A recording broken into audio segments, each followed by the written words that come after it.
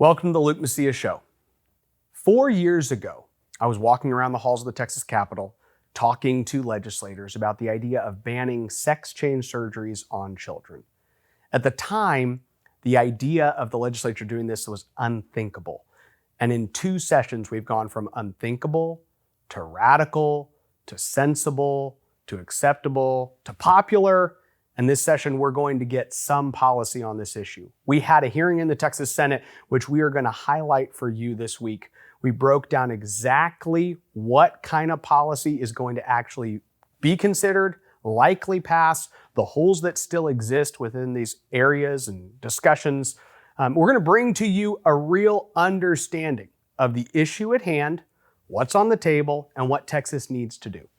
Let's get to the show.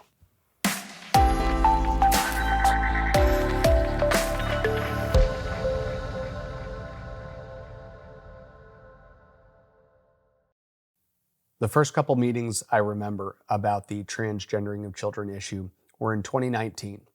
And in the conversations I had with various conservative lawmakers, groups, people who care about these issues, they said this thing had to be handled quietly. And the reason it needed to be handled quietly was because that was following the near election of Beto O'Rourke statewide.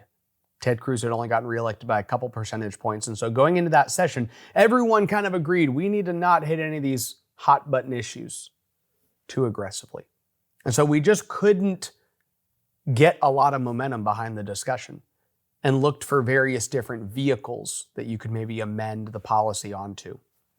That session, there was no success, there was no debate, there was no vote that ever took place. In 2021, there are a handful of bills filed. At this point, conservatives around Texas agreed, if we're going to stop this horrific practice that's happening in the Lone Star State, then we're going to need to publicly push policy. At the time, though, this had maybe gone from an idea that was unthinkable to radical. It was still considered kind of out there to believe that this is something we needed to do. Not in the Texas Senate necessarily, but definitely in the Texas House of Representatives. And we fast forward to 2 years from now. It's actually maybe even helpful to kind of remember what happened. When the Texas House of Representatives actually killed the legislation, it was a team effort. We have podcasts that describe in detail exactly how that happened, but essentially Chairman Stephanie Click, Chairman Dustin Burrows, and Speaker Dade Phelan worked in unison together to ensure that that legislation did not become law. Now we fast forward, and we've gone from 3 bills that deal with the banning of sex change surgeries on children to more than 24 bills in the Texas House of Representatives that deal with this issue. See, this is what happens when conservatives insist on demanding conservative results. The legislature moves. The Texas House of Representatives today is a little more conservative than it was 2 years ago. But the votes were there 2 years ago and the votes are there today. What changed? Well, Representative Click went through a very spirited primary where she was mainly attacked for her part in the team effort that went into killing this legislation. So instead, she's now very open to the policy. She's actually co-authoring policy to deal with this. Last session, she didn't even want to put her name on legislation that was dealing with this issue. And this year, she's already signing on even as early as, I think, February when she co-authored some legislation dealing with this. It's going to happen. Let me tell you right now, I will be stunned if something doesn't pass. But then the question is, what's going to pass? How is it going to restrict? Well, this last week in the Texas Senate, they heard Senate Bill 14. And this is legislation by Donna Campbell. It mirrors legislation filed in the Texas House of Representatives by Tom Oliverson. So even though there are dozens of bills that deal with this in various different ways, this is the vehicle that is seen as most likely to pass, most likely to be supported through both chambers and to get to the governor's desk. What it does is it restricts several different aspects of this practice. One is that it says basically doctors cannot receive liability coverage for the procedures, surgical procedures, or the administration of puberty blockers on children. It also has a blanket civil ban on the transitionary surgeries and puberty blockers. So not only does it say we're not going to cover liability insurance for you in this state. It also says you cannot do this, and that I believe is enforceable by the Attorney General. And third, it has a funding provision, which says no public funds may be used to transition children in Texas. And this will affect something that Representative Brian Slayton brought to light just a couple months ago when he released documentation that showed that Texas medical schools are actually giving classes to medical school students on how to transition these kids. So those are the types of restrictions that will be in place. There are some loopholes that it will still afford Texans, and we're going to talk about that in a minute. But first, I want to go to a clip of Prisha Mosley, a courageous young woman who testified before the Senate last week on Senate Bill 14. Let's go to this clip. My name is Prisha Mosley. I was a 15-year-old girl when the trans community found me. Already diagnosed with multiple mental illnesses, including anorexia, a body dysmorphic disorder, and borderline personality disorder, a trauma disorder, I was easy to manipulate and convince that I had been born in the wrong body. I was told that this was the reason for all of my mental and emotional distress. I was told that changing my gender would cure me. As an impressionable and mentally ill child, I fully believed this. I also believed that my sexual assault, which happened at age 14, only happened to girls. I wanted to transition to be safe, and I was allowed to make permanent changes to my health due to these beliefs. Beginning at 17, high doses of testosterone were injected into my anorexic body. This was done by a pediatrician in the same hospital where I was seeing a nutritionist for my severe malnutritionist and regularly receiving stitches for cutting and other self-harming behavior. What I don't understand is why they never offered me counseling to help me with the depression, the trauma, the personality disorder, or my ongoing self-harm. It was clear that they were solely focused on pushing me into transition without any regard for all of the other clear challenges and issues I was experiencing. Testosterone had extreme side effects, more and more of which I am discovering every day. I suffered hair growth all over my body and hair loss on my head. My shoulders rapidly broadened beyond my frame, causing me to be disproportionate, clumsy, and in pain. My neck, back, and shoulders constantly burn, and all of my joints ache all of the time. Testosterone also caused changes in my vocal cords and throat.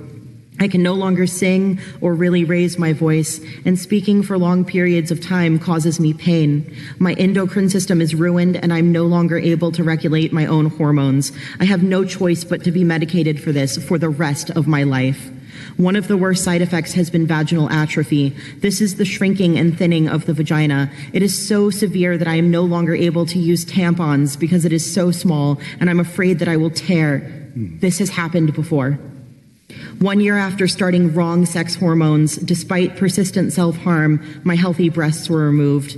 I was told I would have sensation in my chest within 1 year. Instead, my chest is numb except for the occasional zapping pain. I almost lost my nipples. After being grafted, pieces of them stuck to my bandage and fell off, and I no longer have them. During the time in which I was receiving gender-affirming care, my psychiatrists and psychologists had to ask me at the beginning of each appointment what my name was, who the president was, and what year it was, because I was so far from reality. They told me no to liposuction and yes to a radical double mastectomy. I was too unhealthy to consent to lipo, but not to top surgery. I was convinced that my puberty was a disease, and I trusted my doctors and the trans community when they told me they had the cure. But it wasn't true. I stand now before you in an aching body, which is no longer mine. I don't recognize myself when I look in the mirror. I am suffering from severe medical issues with which no doctors will help me, and insurance covers nothing. The medical professionals who did this to me have abandoned me, and the trans community has abandoned me. My doctors assisted me in mutilating myself and then left me in the cold when I wanted the harm to stop.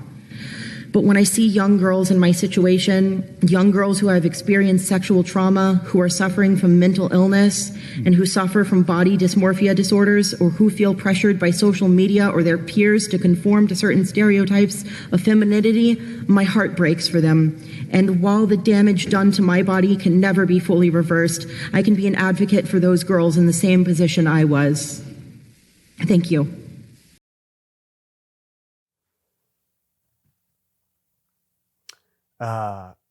It was a troubling testimony to hear. I was there in person in the Texas Senate while Prisha was sharing her story.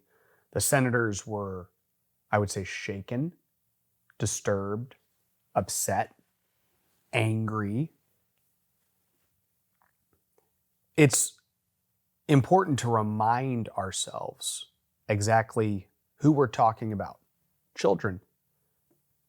Damaged, wounded, insecure, hurting children. And it takes a group of adults that are basically conspiring to manipulate this child and sacrifice their body at the altar of a sexual revolution that has been sweeping our nation. So what are we going to do about it? Senate Bill 14 does accomplish some great things. I actually had a chance to testify. So I want to go to this clip because this is going to help us set the stage for what the policy does and what the policy does not do. Luke Macias, I'm here testifying on behalf of myself in favor of Senate Bill 14. Senator Menendez, I'm your constituent. I know we disagree on this issue, but thank you for listening. And Senator Campbell, thank you so much for bringing this bill, and you've been doing a phenomenal job defending the policy. I see Senate Bill 14 on the transgendering of children as the 20-week ban when it came to abortion. And what I mean by that is it is basically making it illegal for Texas medical professionals to commit the most heinous offenses against children, as the 20-week abortion ban did. It doesn't, and I just think it's important to recognize that it does not stop them entirely from transitioning these children, as the 20-week abortion ban did not on the issue of abortion. You will hear even today from people that are really committed to attempting to do the impossible, which is turn a little boy into a little girl, or a little girl into a little boy. And sadly, even in these instances, we're dealing with this on the abortion issue as well. Many of these parents who are committed to transitioning their children will still be able to order these puberty suppressants online. They'll still be able to fly to Denver, Colorado for a couple days. And so ultimately, when it comes to mutilating the genitals of their child, which we've heard horrific stories of, I do think it's worth acknowledging the fact that this bill sadly won't completely end those practices, because we are still allowing a set of parents who are dedicated to transitioning their child to fly to Denver, Colorado, to mutilate the genitals of their child, to come back, to post on social media, to announce publicly, we did this to our kid. And that will happen, and those parents will still afford all of the privileges of being a citizen of Texas. They'll get the privileges of being a citizen here and protected in our state, even though those happen. So I just want to encourage y'all to continue the fight after this bill passes, and thank you for the work you're doing. So Senate Bill 14 is a very positive step in the right direction. And as I said in my testimony before the Senate, I really do describe it as the 20-week abortion ban. I was there in the Capitol when we were passing the 20-week abortion ban. I was there when Wendy Davis was filibustering. I was literally in offices when DPS officers were coming and telling us, everyone get down, we're locking the doors. Literally, pro-choice activists were losing their mind. They were violently revolting and screaming. It was a very unnerving place to be. And they were doing so because they knew that this was the start of something that was not going to stop. They knew that pro-life forces in Texas, when they got the 20-week abortion ban, would continue to push, and rightfully so, to say, now that we've gotten 20 weeks, we're going to do a dismemberment abortion ban, which was pushed. A partial birth abortion ban liability increase that was done at some point. The heartbeat bill, a trigger bill, the old laws that still remained on the books to this day. Understand this. Even without the trigger ban, which we passed last session, we would still have abortion illegal in Texas today, because Texas never removed its pre-Roe statutes that said abortion's completely illegal. The pro-abortion forces knew, and they were revolting because they said if we give them this step, they'll take another step and another step and another step. One of my concerns is that our political class in Texas is not ready for the battle that lies ahead. And I get different feedback from different people. I will say my time in the State Affairs Committee, it became pretty clear that most of the Republican senators there are very committed to not only this policy, but exploring any and all other policies that can be included. Here's what I want to do for us today, first and foremost. I want to explain the loopholes that exist. This is not a criticism of Senate Bill 14, because Senate Bill 14 does make it much harder to do most of these horrific practices. But there are still some loopholes that exist. I think it's important for us to recognize what they are as we consider policy solutions in the future. So here's the first thing that Senate Bill 14 does not address. It doesn't address Prisha Mosley. What do I mean by that? It is a forward-looking bill. It basically says, hey, this is bad. It should not happen. We're going to put restrictions to make sure that it doesn't happen again. The reality is in Texas, we have thousands of kids that have been or will continue to be transitioned. So that's one problem. It doesn't look back. One of the issues we have is that the statute of limitations is very small. It's a very short window. Prisha is not from Texas. These atrocities happened to her in North Carolina. She now lives in Michigan. So she's not affected by Texas's laws on this issue. But when you heard her story, I'm assuming you probably felt as if I did. If this young woman, if this happened to her in Texas, I would want her to have some path to ensure that every medical expense she incurs is paid for by those abusers. And maybe that she can actually get financial damages that penalize those abusers from ever doing this to anyone again. Sadly, she wouldn't have those same abilities. By the time she's in her mid-20s, early 30s, she can't sue.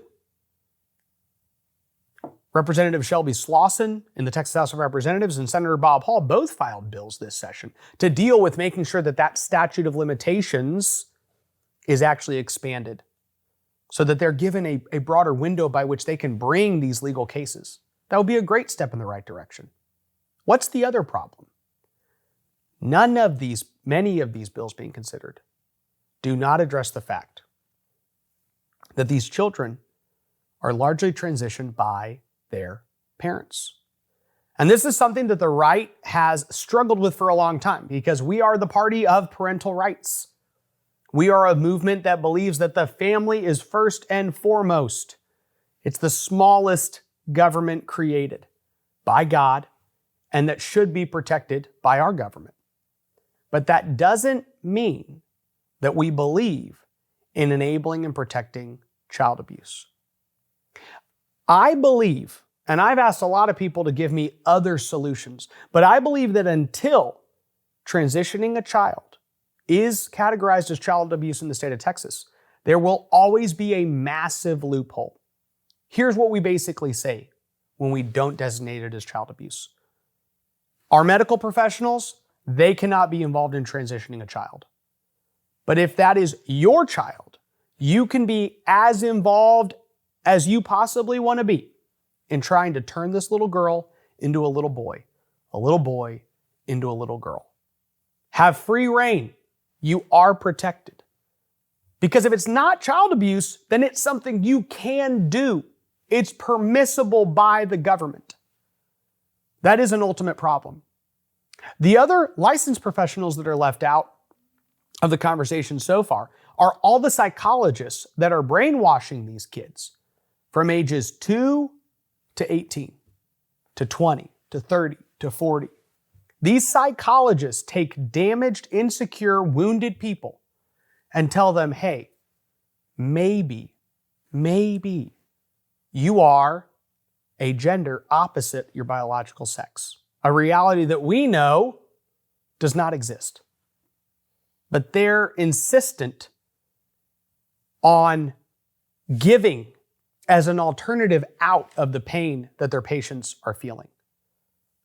They're not included in this legislation. They're not included in most of the legislation that's been filed. Ultimately, as you see red states address this issue, licensed psychologists aren't even touched. Now, I will just say, there is no way that we don't ultimately get to them. There is no instance in which the right, if it is serious about protecting these kids, don't tie the hands of these psychologists. They cannot be allowed free rein into the minds and hearts of our kids. It doesn't make sense. These things are linked, right? We're not Gnostic. We believe that literally the spirit and the body are connected. And so it doesn't make sense that within our public policy, we're not going to ultimately acknowledge that these psychologists are often just as damaging as the medicine that's practiced against these kids. There is this element to one being permanent and irreversible, and the other one being able to, be forgotten or at least healed from. But these are issues that we're going to absolutely have to deal with. The other interesting thing that's come out of this debate, which I think is actually really good, is that there are some very strange forces that are finally outing themselves on issues like this. And one is the Texas Medical Association. Now, the Texas Medical Association, any of you who've been conservatives for a long time in the conservative movement in Texas probably know that the Texas Medical Association picks the worst Republican in every single primary, backs them, and gives them a ton of money. Okay? They go into almost every single primary and they go, of these 4 options, who's the most liberal? I'm all in for that person. And then they come to the legislature and they lobby for abortion. And now they're lobbying for opening up this transgender care for these kids. So they tried to come in and disguise themselves. They basically tried to come in and say, when you register for a bill at the Capitol, you either register for it, against it, or just on it. I'm not here against, I'm not here for, I just want to be on this piece of legislation. Texas Medical Association set up and they said, hey, we're just here on, but then they had this long list of problems with the bill. So Senator Brian Hughes and Senator Donna Campbell did a marvelous job basically saying, hey, you're not going to show up and actually say you're on it when you're really against it because you just have this long list of criticisms. So let's go to this clip real quick. Doctor, did you hear the testimony from Precia Mosley earlier? Yes. Did anything she said have any effect on your view of this issue or this bill? Well, I think we all, when we hear any situation like what we heard today, my heart goes out to her, of course, and we all understand that these situations are very, very complex. And what did speak to me is the importance of how a doctor and patient relationship is really what makes the difference in people's lives. And so, I can't say specifically, of course, what happened, but I, always wish that there's always a good doctor for every patient. Did you hear Dr. Rife's testimony about the irreversible nature of the effects of both chemical and surgical treatment? I did. Do you agree with what she said? I think there is some discussion ongoing about hormones and then puberty blockers as well. I think we agree that surgery is, of course, definitive, but I do think that in particular puberty blockers have been used for medical conditions such as precocious puberty, and we have experience with using those medications, and so we know the long-term effects in those populations. I will say, yes, we don't have certainty like we would like about the long-term consequences of using puberty blockers and gender dysphoria, but this is, again, the best evidence that we have today is what we're using to take care of our patients. When you say surgery is definitive, if I heard you right, obviously I'm not the smartest guy, but does that mean it's done, it's not easily undone, cannot be undone when we say surgery is definitive? She described, it was unpleasant to listen to, but she described literal physical conditions that exist after these surgeries. Do you agree with what she said? I never disagree with anybody in their own perspective and their own narrative at all. So, those stories are her own, and I take those as she said them. No, I'm asking about Dr. Rife's testimony about the physical effects of those surgeries. So, yes, I think the physical effects of surgeries are developed and they are permanent, as we've discussed. And so I think, this is why when we look at any type of medical intervention, we have to look at the risks and the benefits. And so going into any type of things like a surgery, we'd have to know those consequences ahead of time.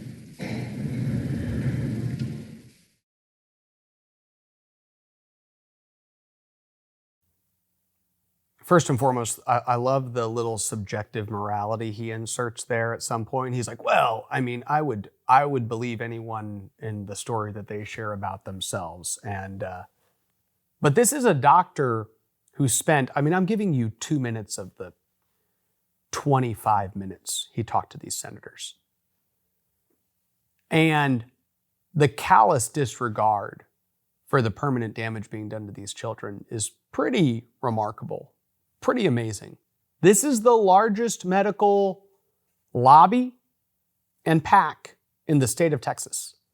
They give millions of dollars to lawmakers in that building. And then they show up and they claim to represent 60,000 doctors in the state of Texas. I loved what Senator Campbell said.